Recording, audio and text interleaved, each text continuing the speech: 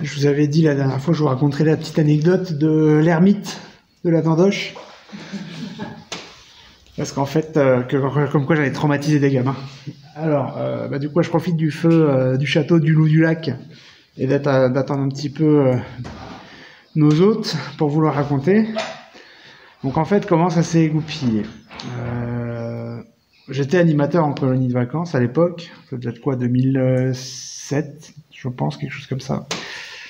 Et donc j'étais animateur en colonie de vacances dans un centre de vacances qui était au pied de la Dandoche, dans un gîte, donc ça c'est en Savoie, me semble-t-il, près d'Évian par là-bas. Et donc j'étais en colonie de vacances, un centre avec 140 gamins, une dizaine d'animateurs, un directeur, etc. Et il y avait une activité, c'était d'aller faire le bivouac dans la montagne. Donc aller dormir dans la tente après avoir une soirée au coin du feu, et si jamais il y avait des intempéries, dormir dans une bergerie.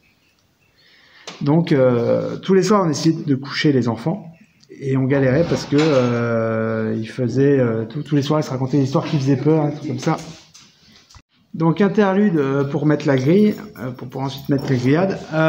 Donc tous les soirs ils se racontaient des histoires qui faisaient peur, et donc ils dormaient pas évidemment puisqu'ils avaient peur, et donc ils nous faisaient suer en tant qu'animateurs pour coucher les enfants. Donc les colons, on n'arrivait pas à les coucher, et puis ils aimaient bien se faire peur, donc à force de nous agacer un petit peu à pas vouloir dormir, parce que nous, à un moment donné, on voulait bien dormir, hein, en tant qu'animateur, je sais pas si vous avez déjà vécu ça, mais les nuits sont courtes.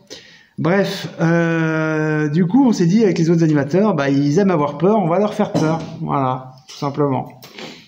Et donc, on a fait la petite randonnée pour aller faire le bivouac donc dans la montagne. Et sur le chemin de la petite randonnée de 45 minutes, 1h30 qu'il y avait pour monter, on s'est arrêté à mi-chemin. Il y avait une petite grotte avec... donc on s'était mis d'accord avec tous les autres animateurs. On s'était mis... il y avait une petite grotte avec une vierge à l'intérieur qui était entretenue. Voilà, un truc assez sympa.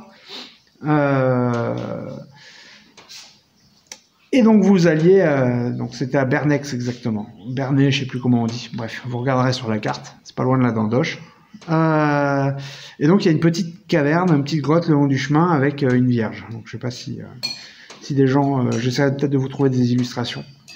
Et toujours est-il que à cette grotte, on s'est arrêté pour boire avec les enfants et on leur a dit, voilà, cette grotte, elle a été faite par un ermite.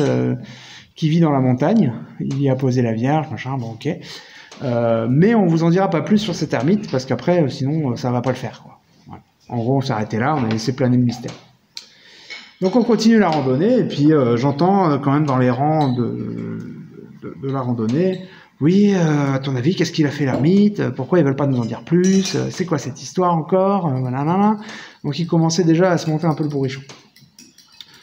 Donc on monte, arrivé en haut de notre spot de bivouac, on a toutes les tentes qui sont montées, on va chercher le bois pour faire le feu de camp, on fait le feu de camp, on commence à manger tranquillement, on fait une petite veillée loup-garou tranquillement autour du feu à 40, ensuite on fait coucher tout le monde, enfin on s'apprête à faire coucher tout le monde dans les tentes, et là, sinon c'est pas drôle, oui, Grenaz, bon, il m'appelait pas Grenaz à l'époque parce que j'ai un autre prénom quand même. Oui, Grenaz, de toute façon, on n'ira pas se coucher tant que tu nous auras pas dit ce qu'il a fait l'ermite. Alors, bien sûr, on attendait que ça avec les collègues. Et donc, on s'est regardé, sourire en coin, malicieux comme pas deux. Et on se dit, oui, alors, non, l'ermite, on peut pas vous raconter si vous n'avez pas dormir de la nuit, nanani, nanana. Donc, finalement, oui, on va pas se coucher si tu ne dis pas ce qu'il a fait l'ermite. Bah, tu fais du bruit. Vas-y. Mais ils m'entendent pas si tu fais du bruit en même temps. Si, non, tu fais du bruit. Mais vas-y, finis. Donc voilà, donc ouais, on va pas se coucher si tu ne dis pas ce qu'il a fait l'ermite. Bon ok, on va vous dire ce qu'il a fait l'ermite. Donc c'était, on a peut-être déjà entendu, c'est une histoire dit qui fait peur, que tout le monde a déjà entendu. C'était dans une forêt noire, comme il y a beaucoup de sapins en Bretagne, ou en Normandie, ou dans le nord de la France en général. Et en fait, c'est un couple qui est tombé en panne dans la forêt, et du coup, le garçon est parti chercher de l'essence. Désolé, c'est Brutus qui essayait d'ouvrir la porte. Alors le garçon est parti chercher de l'essence, et puis la nuit est passée, la dame a entendu pas mal de bruit autour de la voiture, mais a fini par s'endormir. Et au lendemain matin, elle est réveillée par une musique, par un bruit sur le capot de la voiture qui fait ploc, ploc, ploc. Truc du style. Et donc en fait, elle sort de la voiture, elle s'aperçoit qu'en fait c'est la tête de son mari qui est plantée sur l'antenne radio de la voiture, un truc un peu mignon quoi. Du coup, ils ont retrouvé la personne qui a fait ça, et c'était notre ami l'ermite. Donc il a fait 10 ans. Donc j'essaye de nuancer un petit peu parce que je vois leurs yeux terrorisés. Je dis voilà, il a fait 20 ans de prison et maintenant il est sorti de prison et puis il est venu se réfugier dans la forêt pour plus trop voir de gens et être un peu à l'écart de la société et ne plus jamais recommencer.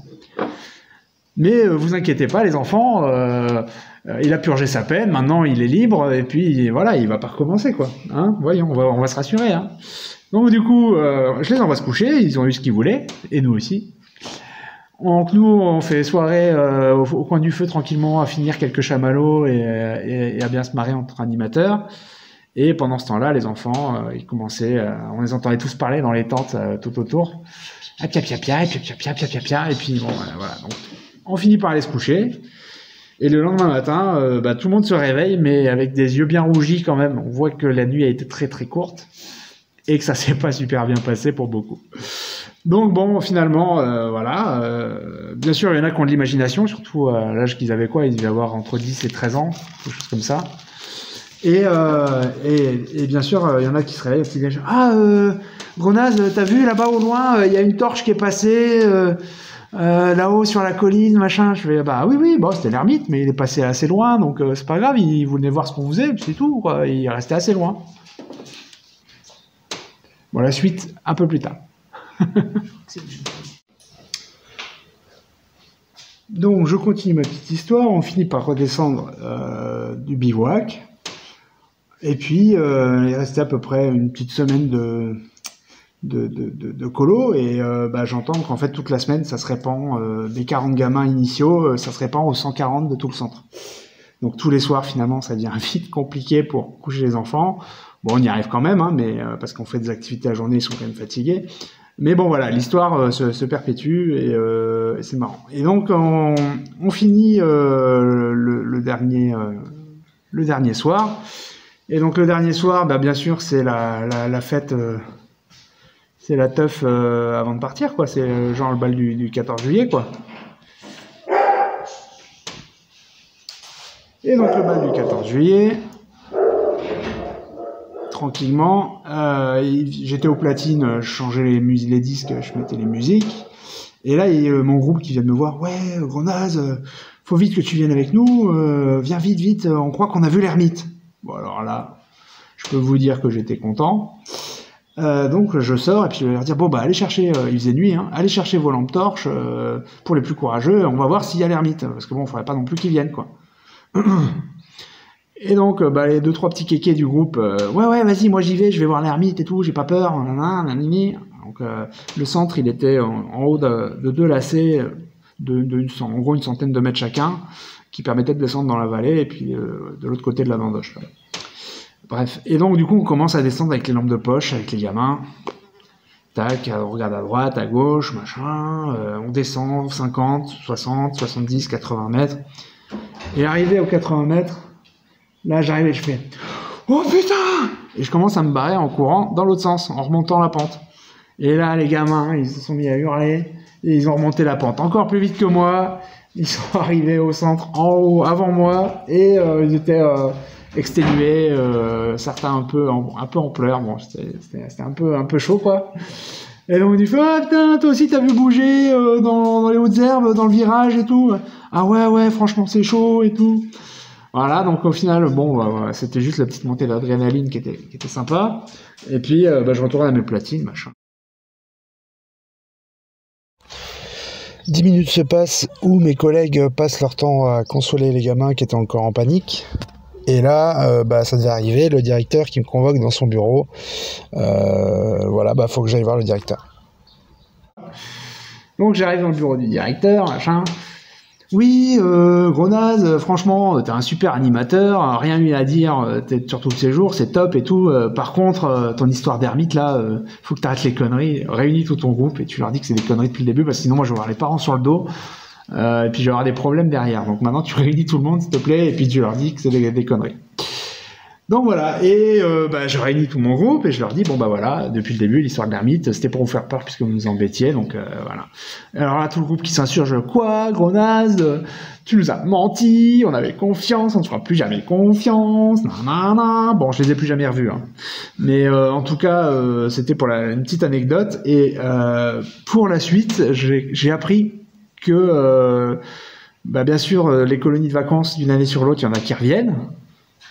Et j'ai appris que ça se racontait cette histoire tous les ans depuis 2007. Donc j'ai appris que l'histoire de l'ermite de la Dandoche se racontait encore et que j'étais à l'initiative de cette légende qui est arrivée depuis le départ, quoi. Donc ça me fait triper. Et parce que les gamins ils se racontent et puis ils aiment bien se faire peur. Voilà, c'était marrant. Voilà. Donc c'était pour la petite anecdote de l'ermite de la Dandoche. Bon, depuis, je suis devenu maître nageur et je continue à traumatiser les enfants, mais pas de la même manière, puisque maintenant, je leur apprends à nager. Voilà. Sans les noyer. Sans les noyer. Oh, bah oui, non, sinon, ils ne peuvent pas raconter. Ça n'a plus aucun intérêt. Voilà, c'était pour l'histoire de l'ermite, de comment je traumatise les enfants, et pourquoi j'en ai pas, du coup. Bref, c'est le rire sadique du soir. Allez, tchou-tchou!